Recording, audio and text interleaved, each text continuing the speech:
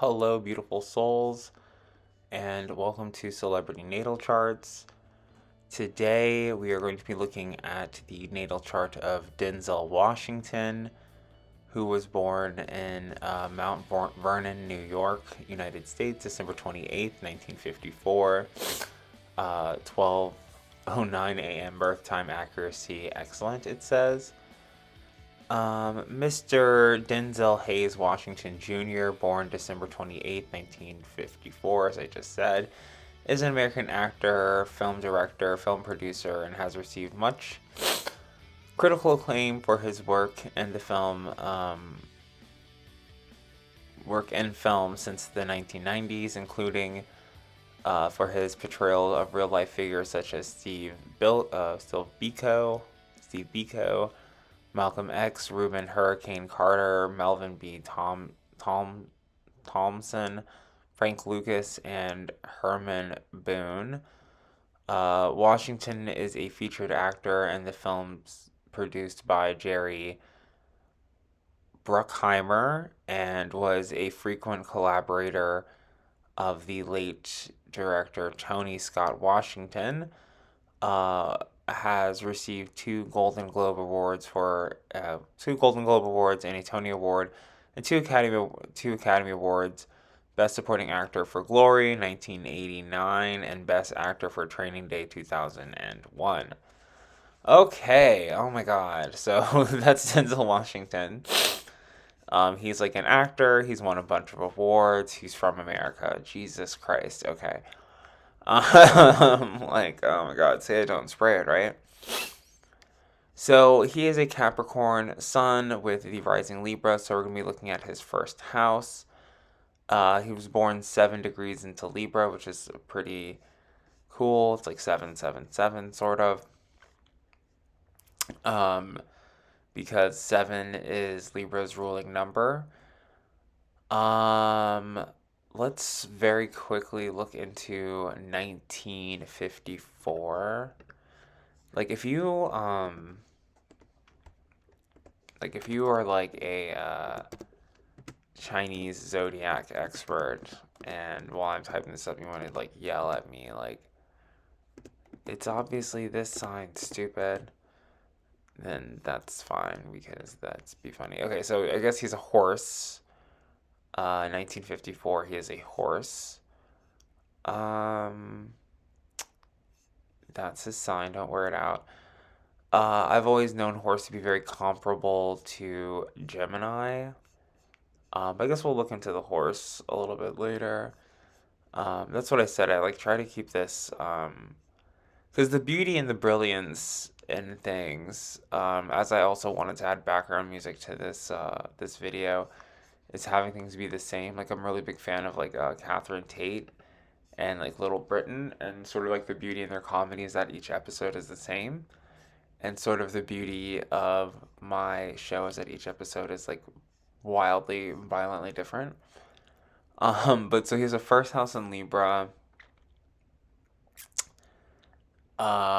He also has Neptune in Libra as well.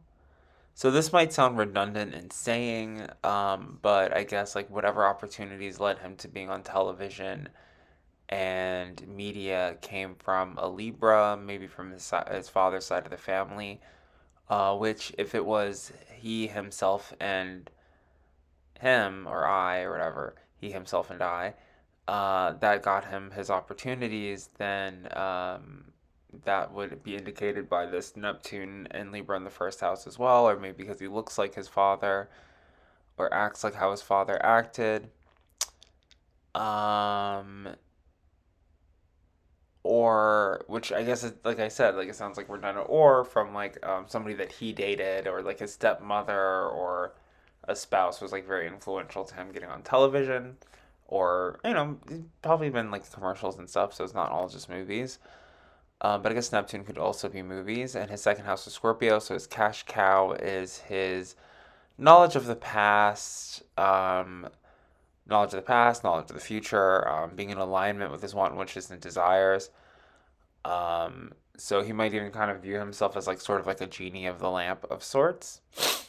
It's so weird because like this is so I'm doing everything backwards from Pisces. So we've done Pisces, Aquarius, and this is like I guess the third um rising Libra video I've done, but it seems very like fresh and new for whatever reason. Maybe because I'm skipping over things. So in his second house of Scorpio, I just wanted to say, is that he also has the planet of Saturn and Venus. So that also means that he has a lot of financial limitations, and but he's very attracted to like I guess skinny people or like downtrodden people when it comes to finances. So he might work with a lot of people who are in need of charity versus working towards people to offer them charity. And then his third house, he has Sagittarius. Um, and that means so his third house in Sagittarius. I don't know. I guess I might have just done a rising Libra. No, I don't know. Third house in Sagittarius says to me this person is like very competitive with the way that they speak, um, or like when they speak to be heard. So it's like, if, I guess like if you're in a room and Denzel Washington is talking, you're talking over him, he'd be like very slighted. Which if it's Denzel Washington, you're like, okay, yeah, like we should all shut up. Like do we any of us have Oscars? Like maybe we should listen to what he has to say. He's a winner, Sagittarius, winner of awards, Oscars, Sagittarius. But then also he might have always been that way, like when he didn't have an Oscar, or before that he was an actor, which maybe led him to his acting career. And then it's like if you know somebody who isn't Denzel Washington, but is a Capricorn rising Libra or has a rising Libra, they might behave this way. They're like, don't talk while I'm talking. It could be a teacher. They're just like really competitive to have the floor and to have the mic. And in his fourth house, he has Capricorn, which he has a lot of planets in Capricorn, it seems. His sun, obviously. Mercury, which is also 7 degrees into Capricorn. Also being not also at all, because I was like, I think the 7 degrees originally was his ascendant in Libra. Um, and he also has Chiron in Capricorn, his north node in Capricorn as well. Um, so this seems like really complicated.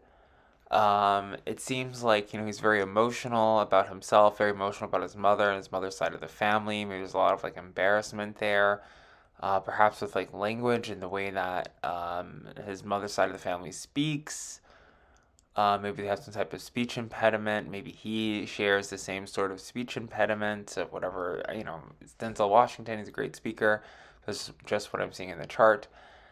So that's like the thing too. It's like chart knowledge versus person knowledge, and it's like I don't know. Maybe he stutters or something when he's not, acting in a role. With Mercury and Capricorn here, so it's like a limitation around his speech pattern, limitations around his money with the Saturn in the second house of Scorpio, um, and also with Chiron there. So it's like whatever this limitation is with speech and self and direction, um, it's something that he's able to help other people with. So fourth house and Capricorn. It's like I don't know. Maybe he's like really good at helping other people clean up their homes, or clean up their emotions, around revolving around their mother or their family. But that's not very easy for him, and that is because with the third house in Sagittarius, fourth house in Capricorn, that is saying to me maybe he came from like a very competitive um living situation. New York, Mount Vernon, New York. I don't know what that is like, if that's really like city or rural. But it's, according to his chart, it seems like he might have grown up some places, place very close or adjacent to like horses and cows.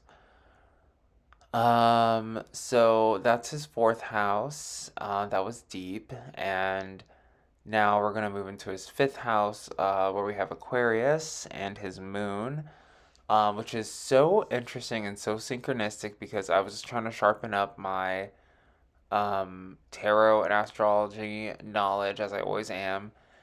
And I just saw this video talking about how the Seven of Swords is like literally, check my YouTube history, probably not because who knows when this video premieres.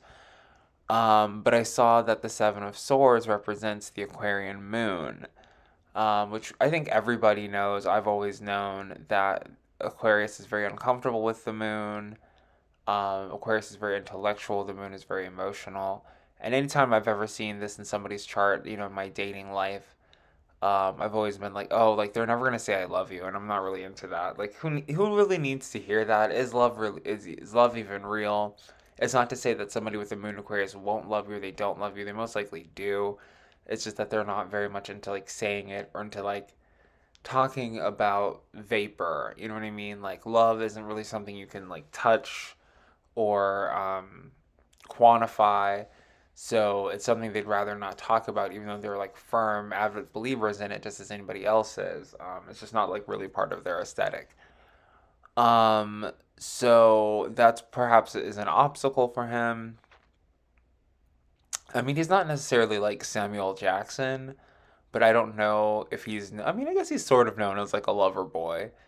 So maybe there's like fake emotions or like choosing when to have such like romantic emotions. And maybe that's hard to translate outside of his career or acting, but for whatever reason, this Aquarius moon, which is known to be a difficult position in his fifth house, is his obstacle. And the way that he overcomes that, and maybe like the Aquarius moon is like, maybe like being a little fake or disingenuous or not authentic with your feelings or emotions. And the way that he overcomes that is his sixth house in Pisces. So it's like working with a Pisces, uh, working on spirituality, working with his connection to spirituality.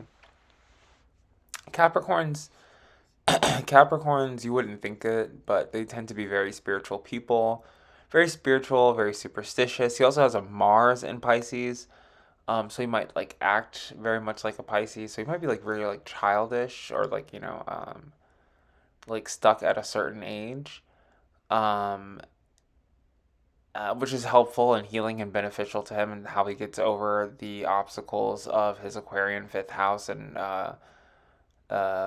his Aquarian moon. So with that Aquarian moon, it's like he might not be lovey-dovey, schmaltzy, waltzy with his significant other.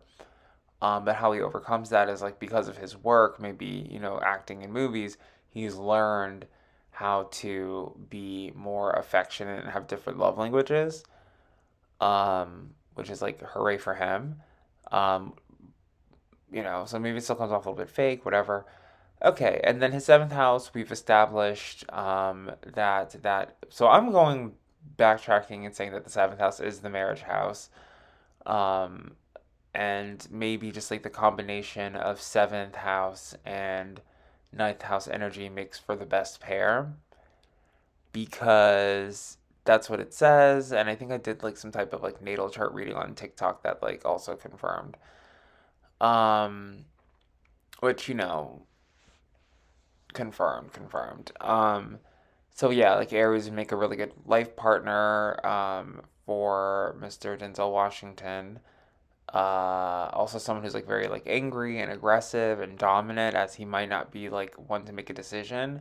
And that's the thing too, because like how do you date a Libra? How do you date a Pisces when they don't want to date anybody in particular, not necessarily like you because you're bad, but just because they want to be a dandelion seed floating in the sun or the sea.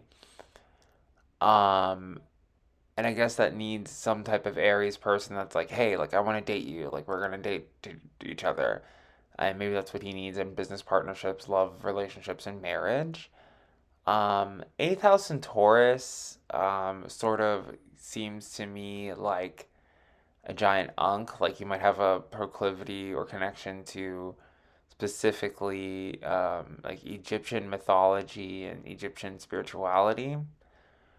Um, And then outside of that, Taurus being the sign of tradition, so you might like have a proclivity towards like Christianity, Catholicism, like more quote unquote socially traditional forms of spirituality.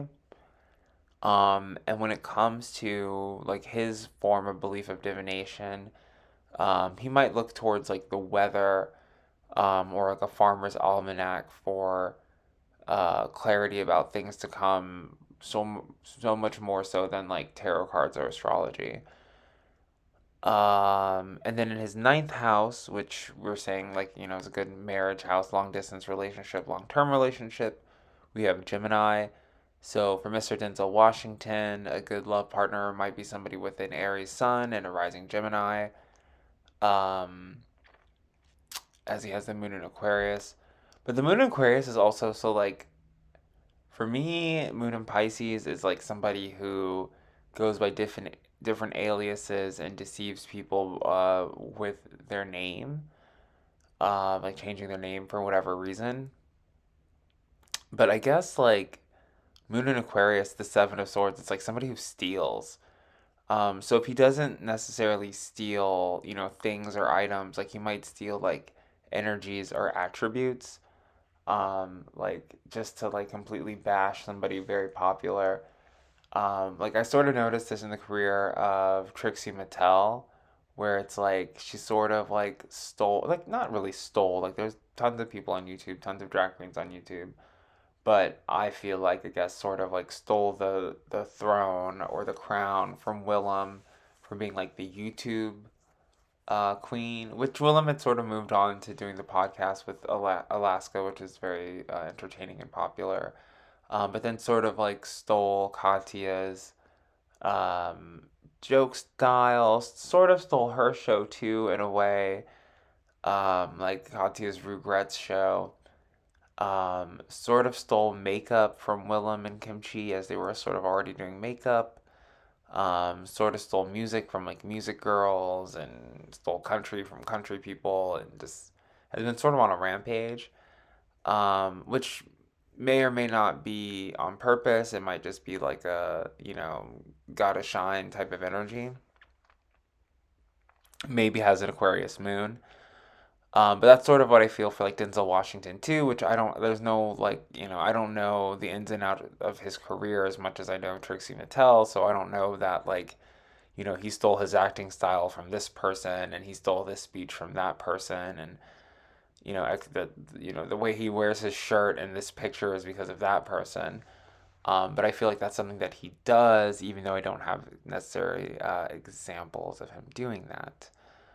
And what does that have to do with his ninth house in Gemini? I don't know. It's just what came over me. But yeah, so he should be somebody with the Aries Sun, maybe a rising Gemini, Jupiter in Gemini, and potentially Gemini Moon, or maybe also fellow Aquarian Moon, if he is single. And in his 10th house, he has Uranus, Jupiter, his midheaven, that's all in Cancer. So even though he might have like a complicated relationship with his relationship to his mother, I believe, will bring him a lot of good luck and fortune. It also brings him a lot of good luck and fortune to be loving and caring and nurturing like a mother. Um, and also loving, caring, and nurturing to his friends, which will make his luck and abundance boundless because of Uranus. Amazing. It's also sort of his destiny. So it's like as other Capricorns like Jared Leto and other people, like I kept talking about Bono during David Bowie's reading. For him, it's more so like he, instead of taking care of the world or saving the whales, it's more so his destiny to take care of his mom or his cousins that are related to his mother in some form or fashion. And in his 11th house, he has Leo, which means that Leos make for really good like friends and buddies and pals for him. So, his Aries is good bedroom mates, Leo is good like tennis court mate. I think he also has Pluto in the sign of Leo, which he does. It's retrograde, 26 degrees. So his fame might be like soul crushing to a lot of his friends. Um, I have not been looking at very like up to date biographies. I mean, like the last thing they sort of said that he did was in 2001, which I'm not really up to date on Denzel Washington, what he's done. And a lot of these videos, even me choosing like people from like New Direction or One Direction or whatever the name of that band is me staying like up to date and fresh with celebrities. Like I also do believe like the cult of celebrity is dying. Um, but also maybe there are just like fresher celebrities because this all these people I've chosen, complete shade and attack to all of them. There are very like early 2000s and maybe at the best like 2010s. Um, but you know Denzel Washington, like I said about Zoe Deschanel, like he could literally be like Superman right now and like inside the rubber Batman suit, and I'm like his career is over. He's from forever ago. But you know I'm old too, so you know I don't know if these like celebrity references are really referencing for everybody, but I was just about to do a accidental double uh, Capricorn Rising Scorpio video, which I already have one with Jim Carrey, but I was going to use this one guy who's like a Formula One racer whose name I do not recall right now, but he's very handsome, and he had a Venus in Pisces as Venus in Pisces, just like Zoe Deschanel and Zayn Malik. And I'm talking about that because I don't really know. But anyway, maybe his cult of celebrity isn't as large as Denzel Washington's is, and maybe he doesn't have to be in movies anymore because he's just so popular and so famous. And he has a 12th house in Virgo. So 12th house, I mean, 12th house in Pisces seems bad. 12th house in Libra seems pretty bad, seems pretty cursed.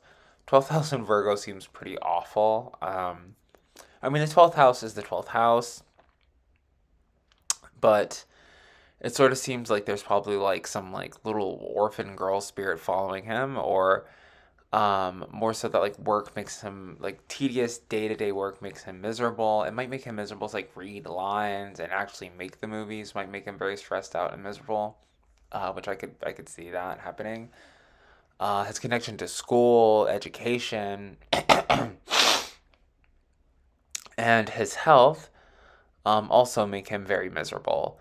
So Pisces in the 12th house, to me, that would say something like spirituality, psychics, his sister, um, maybe like knowledge of the past and future makes him miserable, but not necessarily like his own well being and health and education, which kind of seem a little bit more day to day.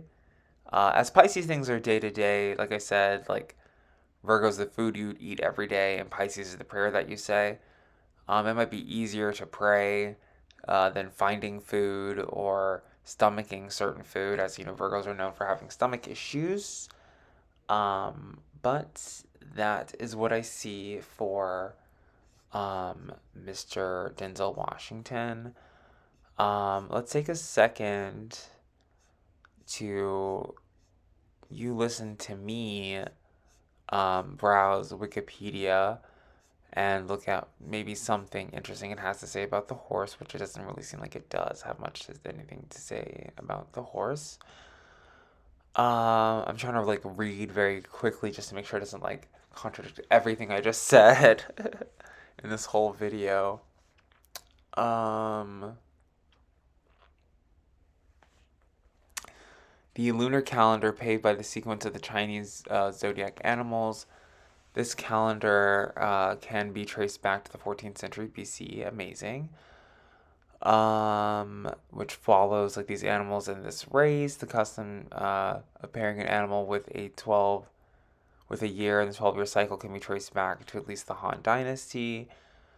There are many legends and folk tales surrounding the 12 zodiac animals, which are depicted in the Eastern art and design. A group of Chinese figures in the Victoria and Albert Museum collection shown in the zodiac animals with human bodies, but animal heads. The way of portraying them became popular in the Tang Dynasty. Okay, cool. They still kind of do that. There's like some TV show, some real or fake TV show on what is it called? Maybe TikTok. So he's a wood horse. Let's see if it says anything specifically about the wood horse.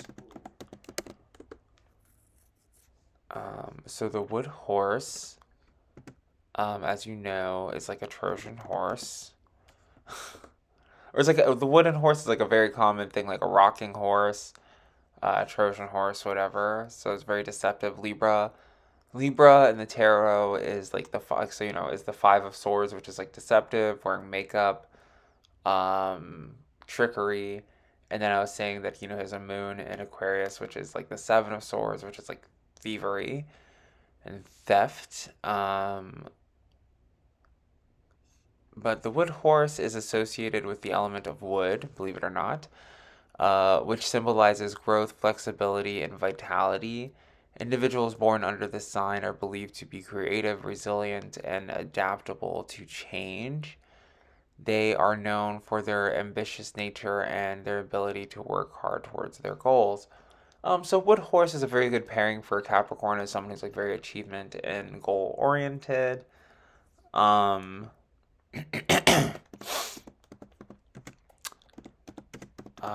we're gonna look up some other stuff, and this is sort of why I don't do research during the videos, which I sort of like at least look at people's Chinese zodiac sign before the video, so I don't sound like completely clueless. But like the clicking noises and everything. But anyway, so just as he was thinking the horse would be the next animal to arrive, a sneaky snake wriggled out from around one of the horse's hooves, and the horse was surprised that he jumped backwards, giving the snake a chance to take the sixth place in the race. The poor horse had to be satisfied with seventh place. Okay, so didn't necessarily know that snake was the sixth sign, but as the time of recording, January 2025, it's actually not the year of the snake, but it's like the dawning of the year of the snake. I think it like turns year of snake in February, which is a very Capricorn, Aquarius energy thing going on. Chinese New Year and January, what year you're born, and blah blah blah. And it's in my practice or my understanding or my interpretations of the zodiac, I always see the horse as being like comparable to the sign of Gemini. Um, but pointing out all the 7-degree nodes that he has in his rising and I think his sun or somewhere else too. Maybe it was his Mars.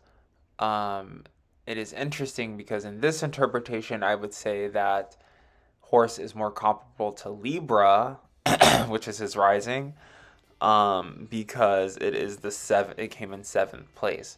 But as we learned in one of the other videos, that they have no alignment and no correlation whatsoever and shouldn't be compared, which I think is not fair to say, but whatever. So the horse is seventh place. He's seventh place. That has been Denzel Washington's sign. He's great. I love him. So do you. Thank you so much for liking, sharing, and subscribing, and tagging or sharing this video with your favorite Capricorn or your favorite person rising Libra, or your friend who just like loves Denzel Washington. Okay, thank you so much for listening, and I will see you in my next video. Bye.